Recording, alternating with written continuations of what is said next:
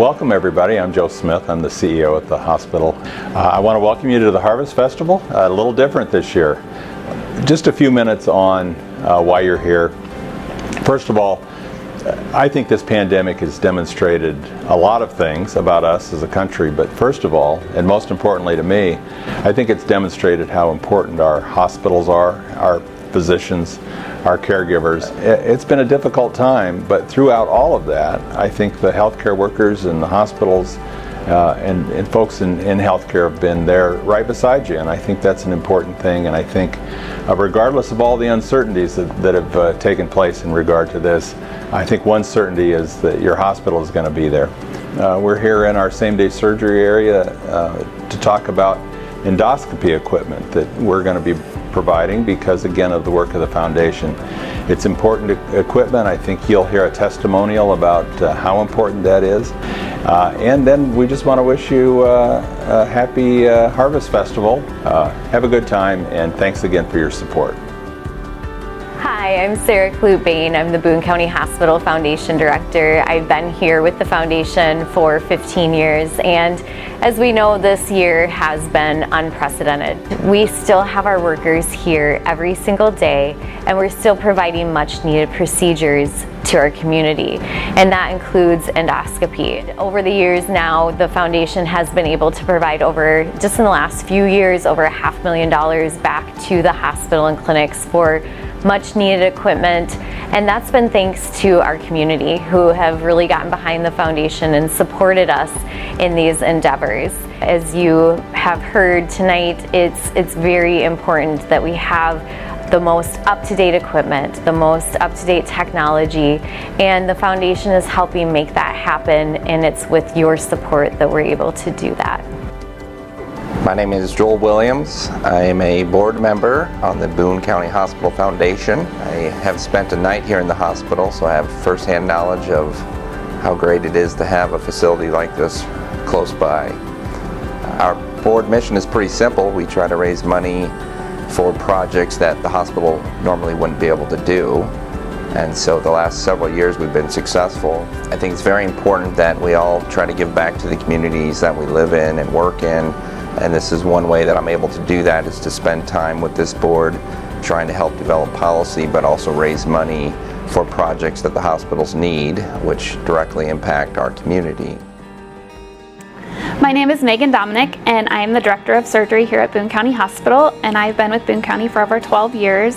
And this project is very important to me just because it'll help improve the staff's work process. It'll improve the process for the community members and the patients here at Boone County Hospital. We are renovating the endoscopy suite. The reprocessing equipment is hitting its end of life, over 12 years old, and needs to be updated, along with standards are changing for reprocessing. And to keep up with those standards and increase our patient safety, we need to do some work in that area. We're currently doing around 500 procedures in the endoscopy room per year, and that is just growing every year. We do screening colonoscopies, which are just a precautionary, looking for issues that are unknown but preventative. We will also improve the flow of the room, which is something, it's a very small space right now, and opening up that space and making it bigger will make it more efficient, which will also help us increase the amount of scopes we can do per day. The drying cabinet we're adding will keep the scopes safe and dry and protected, and we don't have to worry about damaging them in the meantime, which is something we worry about on a regular basis right now. The scopes are very expensive, very delicate, and keeping them in this new drying cabinet will prolong the life of our scopes that we have here. I'm Josh Anderson. I've been here 8 years. My family and I moved here straight out of residency from Broadlawns in Des Moines, and we've been here 8 years obviously, and are enjoying it here. I'm from Oskaloosa originally. First of all, in regards to endoscopies, there's an upper endoscopy called an esophago-gastroduodenoscopy, and then there's a colonoscopy. So those look at the stomach and the colon. And the reason why that's important is, first of all, it's a very common kind of cancer called colorectal cancer. It's the third most common cause of cancer in men and women. My mom died of esophageal cancer, so for me it's a big thing to make sure that to screen people. The biggest thing is we always say an ounce of prevention is worth a pound of cure, so getting those colonoscopies done is a great thing. And actually it's been quite a legacy here in Boone. Dr. Murphy was one of the first providers that started doing those scopes here, and a lot of the providers have continued to do that. Typically for colon cancer screening we say 50 years of age. You know, certainly getting that done once every 10 years as long as it's normal.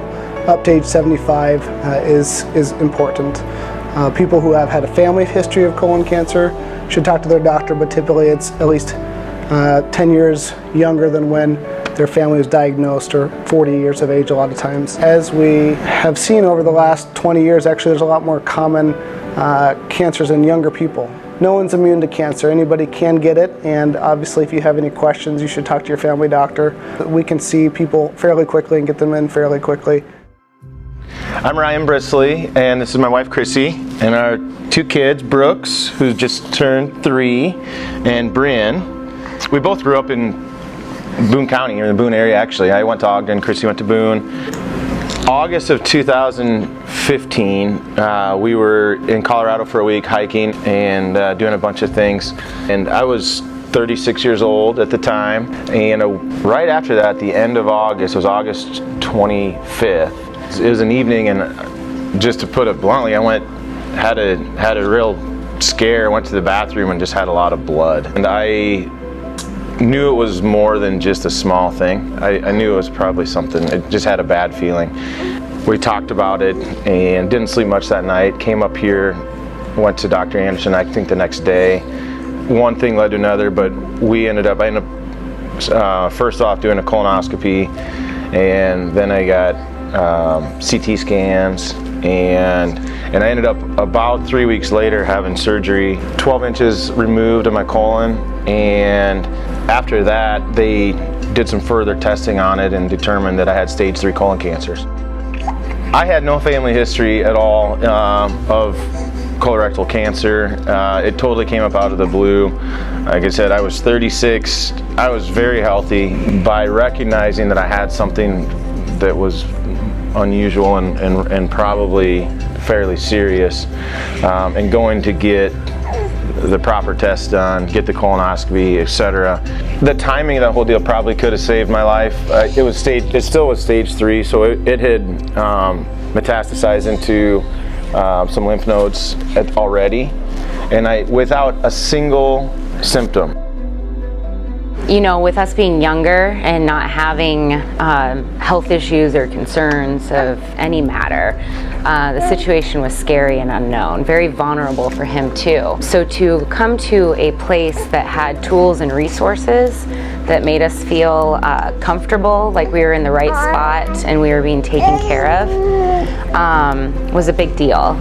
It's so nice to have facilities that you can go to and trust and have good equipment and good doctors at, to be able to continue to invest in new things for the hospital is a very important deal, because things change a lot, and you know, the research around all types of cancer as well is ever changing. And so there's always going to be new things coming up. There's always going to be new testing. There's always going to be new treatments. The ability to be able to evolve with those changes is going to be a pretty important thing.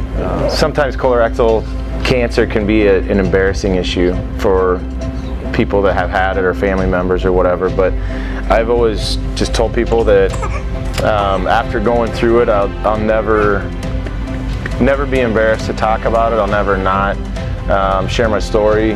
One of the things that came out of this too, just from the care that I did get, was after I was healed and better, Chrissy and I both decided to join our local fire department, and we're both firefighters and EMTs now in the fire department, volunteer basis and on-call basis. So we wanted to be able to give back to people the way that others kind of helped us. You know, now it's almost 5 years later, and we've got these two little rascals, and our life is incredibly blessed.